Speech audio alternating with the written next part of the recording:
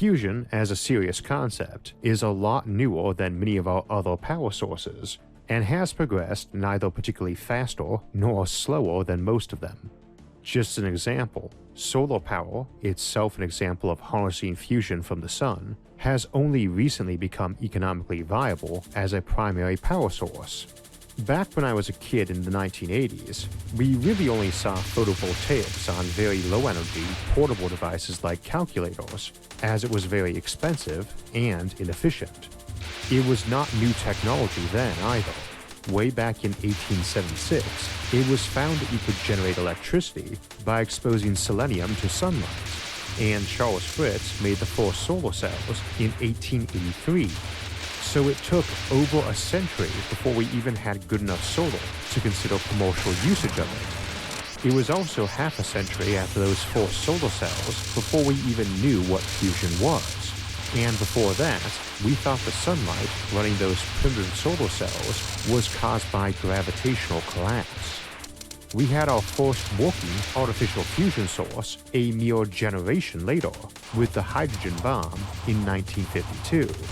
Similarly, while Ben Franklin did his famous kite-flying experiment with electricity in 1752, it was half a century later before Alessandro Volta, for whom the Volt is named, built the first electric battery. Then it was a couple more generations before we saw the first electric generators and engines, and a couple more before Edison and Tesla hit the scene.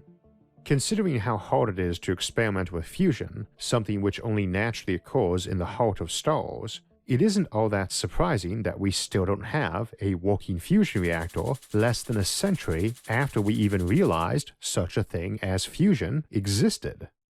It's not helpful when folks go around talking about 20 years from now like that was useful or meaningful, when its timeline is still shorter than the development of many other technologies, from computers and rockets to other power generation mechanisms.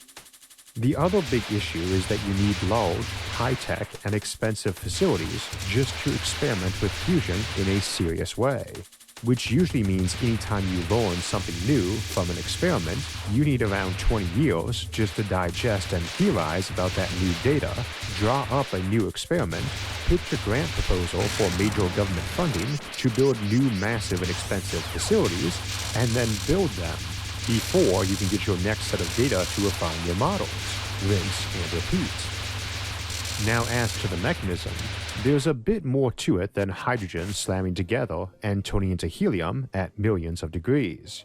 At high temperatures, the electrons get stripped off atoms and you have a plasma of atomic nuclei. In the case of common hydrogen-1, the nucleus is just a single proton with no neutrons. To fuse two protons together, you first have to overcome the repulsion of their positive charges, and the closer you get them together, the greater the force and energy involved. That energy is what we call the Coulomb barrier. The normal means for supplying that energy to move the particles together at high speed can be done in a particle collider, but the method used in stars is just heat, which is just a measure of how fast individual particles are traveling. One of the things that slowed us down on figuring out what powered the sun was that its temperature isn't actually high enough to overcome that Coulomb barrier. That takes various quantum effects, and so does binding the protons together once they get there. And here's where we get into what makes hydrogen fusion so tricky. It's a hurdle that comes early in a fairly complicated process. When a pair of protons get close enough together, the strong nuclear force will bind them, kind of, into a very unstable isotope called a diproton, which nearly always splits right back into a pair of protons. Very rarely, and here's where quantum mechanics comes in, that diproton instead emits a positron and decays into a nucleus of deuterium, a proton-neutron pair. From there are actually a number of next steps that might take place, some of which is the deuteron might fuse with another proton or deuteron to produce various intermediate isotopes that undergo fusion and decay reactions of their own, before finally producing nice stable nuclei of helium-4, which have 2 neutrons and 2 protons. But the difficult hurdle to clear, the bottleneck in the whole process, is that rare decay of a diproton into deuterium. That bottleneck is the reason stars take billions of years to use up their hydrogen. The half-life of a proton in the core of our sun before it is fused into deuterium is about 1 billion years, which is to say, bouncing around at that temperature in the core where fusion is actually taking place, any given proton only has coin-flip odds of fusing into deuterium in 1 billion years, even though it would fuse briefly into diprotons several times along the way. That's a good thing for us because we wouldn't be around if the sun burned fuel faster than that. Indeed, bigger stars create a higher pressure at their cores, resulting in faster fusion, so they have shorter lives precisely because they have more fuel. Even then, it's pretty slow for all purposes. It doesn't come up much in our discussion of fusion as a power source, but if you could replicate the conditions inside the sun in some reactor down here on Earth with several tons of fusion fuel inside it, that would release perhaps 1 billion joules of energy over the course of 1 billion years, which means it could run a light bulb. And while it would last 1 billion years, you'd have to expend energy to maintain and run the thing too. That's the two foremost challenges of fusion reactors: getting a net positive energy gain and dealing with all the damage to the components and containment vessel from the radiation. Fortunately, the past few decades of research have yielded improvements in the efficiency of the design and durability of the alloys we use in fusion R&D, though still not enough.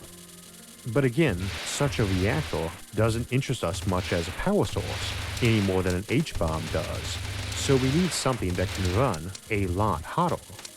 People talk about how hard it is to replicate the conditions inside a star, but we are way past that. We usually estimate the temperature of the sun's core at about 15 million Kelvin, while those tokamak fusion reactors you've heard about can run at 150 million Kelvin, 10 times hotter. And we've actually briefly produced temperatures in the trillions in labs by ramming particles together. So again, we are not trying to replicate the center of our sun, because that's not good enough. We are also not trying to do proton-proton fusion much right now.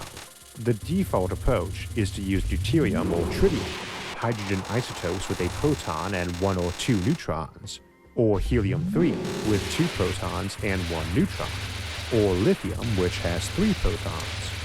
These isotopes have lower Coulomb barriers to overcome to produce a fused particle and release energy, so they are our first step. Deuterium-deuterium, or DD fusion, is often seen as the most attractive because deuterium, while rare compared to normal hydrogen, is still very common on Earth, whereas tritium has a half-life not much over a decade, so it's hard to find. And helium is quite rare on Earth, and helium-3 even more so. Handily, if you do have a fusion reactor, you can build ships that can quite quickly and economically go fetch these rare fuels from our various gas giants. And helium-3 is an attractive fusion fuel for reasons we'll get to in a bit. Remember how difficult it is to produce deuterium from protons. When we fuel a fusion bomb or reactor with deuterium, we are taking advantage of the fact that dead stars, of whose material our planet is made, already took care of the most difficult part of fusion for us. Thanks, universe. Your ideal fusion reactor, though, would run basic hydrogen all the way through the various heavier fusion chains to iron, releasing energy at each step. This series of reactions can be considered the ultimate goal, as it's the most efficient use of fuel, but achieving such a thing is a long way off. I should note that not all fusion reactions produce energy. In general, those resulting in elements heavier than iron are net negatives. These reactions are easier in some ways too. It's fusion when you add neutrons to uranium-238 to turn it into plutonium-239, for instance. So regular fusion is hard to do, particularly as we have to do it better than stars can, and with far less mass and gravity to work with. So what are the methods? Well, first, there is the H-bomb, which uses a fission explosion to make fusion occur in much the same way we use conventional explosives to set off the fission reaction. We can make power with this, and I mean usefully too. You can make small fuel pellets of plutonium and your fusion fuel, essentially small H-bombs, and set them off in something that can absorb the energy, like water or preferably molten salt, which you then tap for power more slowly using conventional heat engines like many power plants use. Then all you have to do is set a new one off every so often to reheat the liquid medium. This is a fission-fusion hybrid, arguably a chemical fission-fusion hybrid, since it uses chemical explosives to ignite the fission to ignite the fusion. But bomb-grade explosives aren't cheap, and neither is weapons-grade uranium or plutonium for the fission, or deuterium and tritium for the fusion. At least the tritium anyway. Deuterium actually is relatively cheap, and more so when you have an abundant cheap power source for separating it from water. So it's pricey, but the cost would get lower with scale. These need to be big plants, and the bigger the better. Ideally one's powerful enough you only needed a few per country, but at least it lets you get a lot more juice out of your fissile materials. Whether or not it would be competitive or cheaper than existing power is debatable, but that wouldn't necessarily matter if you're running out of material for those existing sources. Now you could make smaller bombs for smaller reactors using transuranic elements beyond even plutonium, but that wouldn't be for Earth-based power, but some place where you needed a small and short-lived but powerful reactor. These aren't high-tech futuristic technology, incidentally. I'd say we could build one tomorrow, but the scale of such a plant would imply many years of construction to make something big enough and shielded enough to absorb even small blasts. However, this sort of approach is more attractive if you've got cheap superconductors, since it means you can have very few but very large plants, or ones in isolated areas, without losing lots of your energy to resistance in your electric wires. Of course, superconductors also make awesome magnets, which is the keystone of the best-known approach to fusion, tokamaks and other magnetic confinement systems. Hot hydrogen and helium turned into plasmas are charged particles, so very susceptible to magnetic fields, and so we can use them to contain our plasma.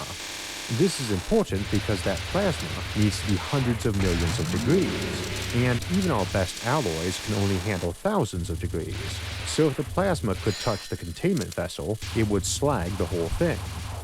Your basic tokamak is a big toroid, or donut, created by using magnets to contain the plasmas and to exert the force on them to speed up and start slamming particles around so they get hotter. The primary problem is that doing this takes energy, hence the concept of break-even. So you need a reactor that produces more energy than it takes to heat everything up. The next problem is actually utilizing that energy, and the general assumption is that you'd be absorbing the radiation given off as heat in the containment vessel, and exchanging it with coolant, with which you'd then generate power through a normal heat engine. There's a lot of losses in such a process, which means your real break-even, in a practical engineering and economic sense, is even higher. The next problem after that is that you are irradiating that containment vessel. You have to if you want to get power after all. And while magnets are good at containing protons and electrons, they don't protect against gamma rays, neutrinos, or neutrons, all of which are being produced, though the neutrons are the major concern. None of these are thought to be unconquerable problems, and we've been slowly approaching the break-even point over the years, but we've also been encountering other issues as we progress. The tokamak tends to be the default fusion reactor everything else gets compared to, and comes in other shapes than toroids, like spheres, but it isn't the only approach. Even focusing only on magnetic confinement, there are many other variations. Another method is inertial confinement, which usually uses a laser or charged matter beam to slam enough energy into a fusion fuel pellet to ignite fusion, and is conceptually pretty similar to the technique we discussed for making Kugelblitz black holes, only a lot easier. This is the approach the National Ignition Facility uses. Another confinement approach is inertial electrostatic, which uses electric fields to speed up the plasma rather than magnets, though the Polywell approach combines the two. You've also got magnetic and electric pinch approaches.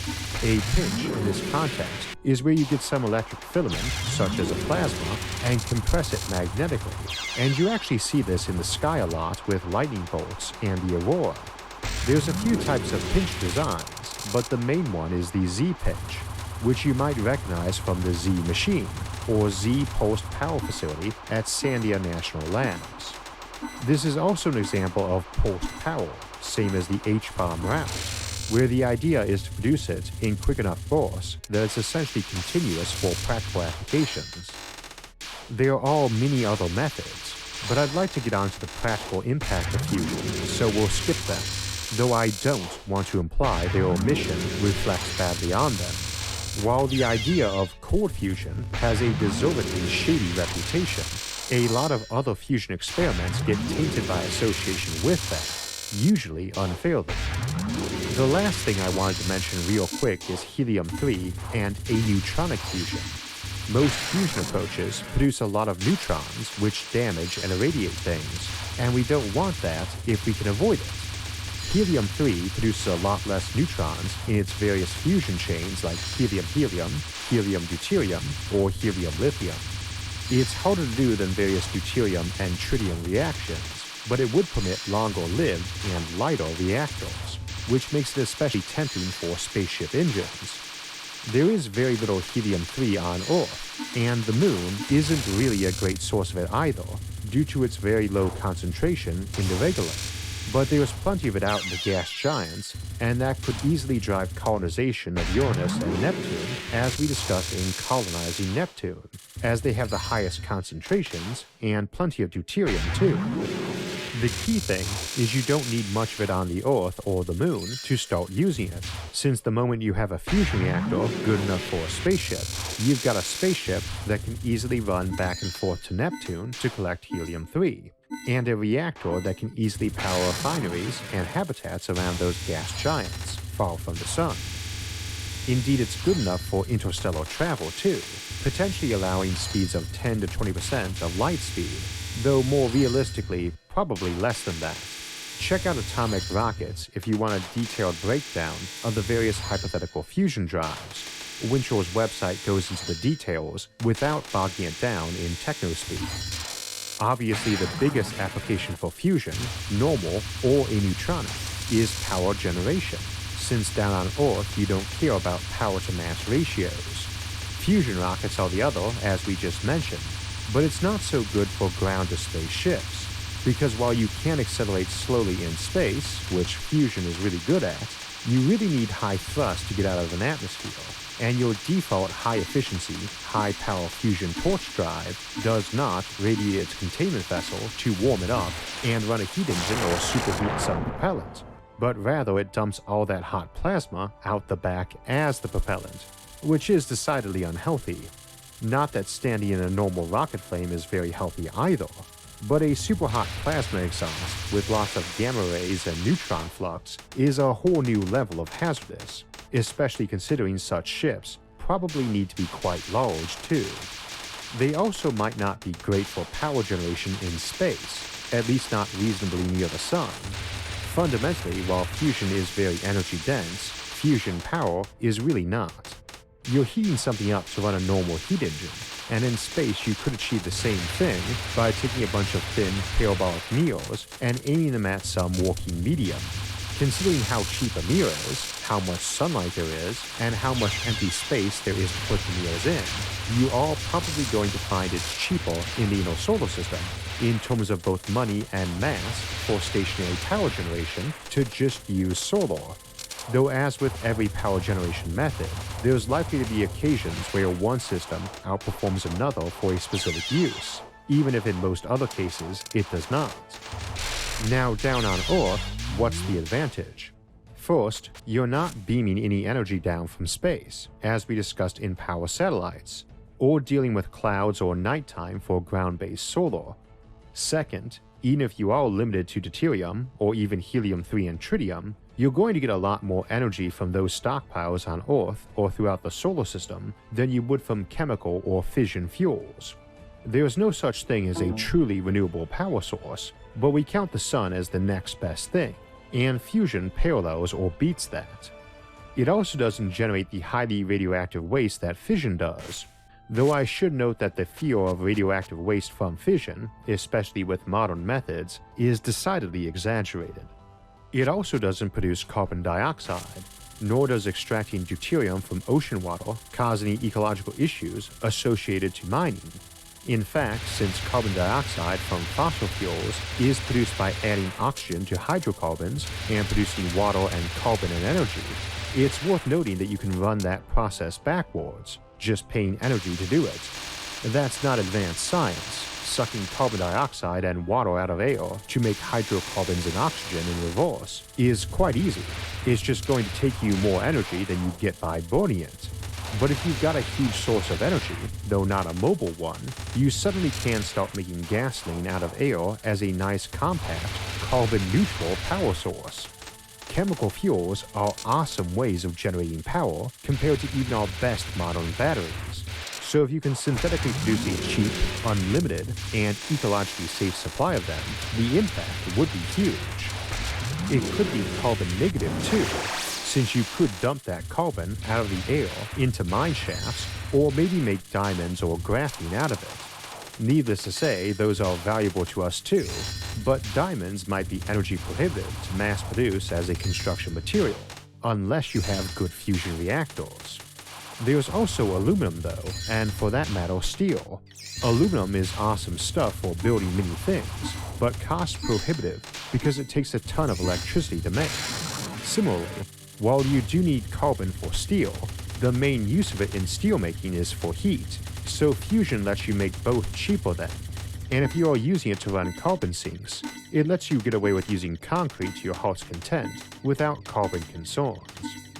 It also makes vertical farming, or cold climate farming in greenhouses, economically viable, as you can now run lighting and heating at competitive cost to natural open-air farming, amplifying the amount of food you can get out of a chunk of land. You can also desalinate water and pump it anywhere with that kind of energy, allowing the conversion of arid deserts and tundras for agriculture. Similarly, with cheap power, you can recycle virtually any material economically and extract new metals in more environmentally friendly ways. We're only touching on the options available, which we've discussed in a lot of our episodes, particularly the Impact of Fusion episode in our show's first season, and the Arcologies and Econopolis episodes that looked how far you can go with vertical farming when you have a ton of cheap energy. This is a power source that basically eliminates most ecological problems, directly or indirectly, allows interplanetary and even interstellar space travel, and lets you terraform planets or build and light and heat artificial habitats. I think sometimes the skepticism toward fusion, as mentioned at the beginning, has to do not with it developing particularly more slowly than most other technologies have, but rather, in part from its breakthrough and wonder status, it being seemingly miraculous. Now, there are still some downsides and limits. First off, the cost of power is not just the cost of fuel, which is not free even for fusion, especially if you need to use rarer isotopes than deuterium or plain hydrogen. Power plants need maintenance, electric grids need maintenance, but you'd expect to see a big drop in cost, and possibly more of a subscription approach rather than a per unit approach like we tend to do with phones and the internet. You pay for access to a certain amount of power whether you use it or not, rather than per unit of energy, which might mean big industrial users get their energy very cheaply, as everyone's really paying for their electric lines and building and maintaining the power plant. You'd also have huge knock-on effects to the economy when gasoline, fertilizer, construction material, and many manufactured goods all get cheaper. The price of power might only get cut in half, but if everyone is earning twice as much and paying half as much for many goods, it's not just a tiny cut in your electric bill. It's an economic snowball, and it's why I usually count fusion as one of the handful of technologies that if you've got it, either by itself or maybe with one other, instantly kicks you into a post-scarcity civilization. Putting it bluntly, within a couple of decades of us developing a viable commercial fusion reactor, even one that can only match modern energy costs, whether that be tomorrow or a century from now, will almost certainly push humanity into an era of universal prosperity, since so much of what's holding us back from that today is the limited stockpiles of fuels and the worries over their usages. Of course, it's not a total end to ecological worries like global warming either. Greenhouse gases trap heat, But if you're using enough power, green or not, you can start warming up. Fortunately, you'd need to have trillions of people living on Earth before that was a serious issue, and we discussed some ways to get around that in Ecumenopolis's planet-wide cities. One of those approaches was great big space towers or orbital rings for radiating heat, or bringing food and materials down to Earth cheaply, so you could reduce how much heat you made here on the ground. And active support structures, which require a lot of power, is something fusion is great for too. And that's fusion in a nutshell. Unsurprisingly, the power of the sun, when we get it working, offers us a very bright future. Fusion is one of those technologies, like smart automation, that offers a key to unlock the galaxy to us and make our own world into a paradise. Many authors tend to write dystopian science fiction to add tension and challenge, but while those often make for great stories, they often feel very unrealistic to me, even if they have good hard science in them. There is more to realistic science fiction than just getting the science part right. The civilizations on display have to feel realistic for the setting and technology too, and of course paradise is rarely without its own new challenges, and can be a bit subjective. One of my favorite authors in that regard is Peter F. Hamilton, particularly in his Commonwealth saga, beginning with the novel Pandora's Star.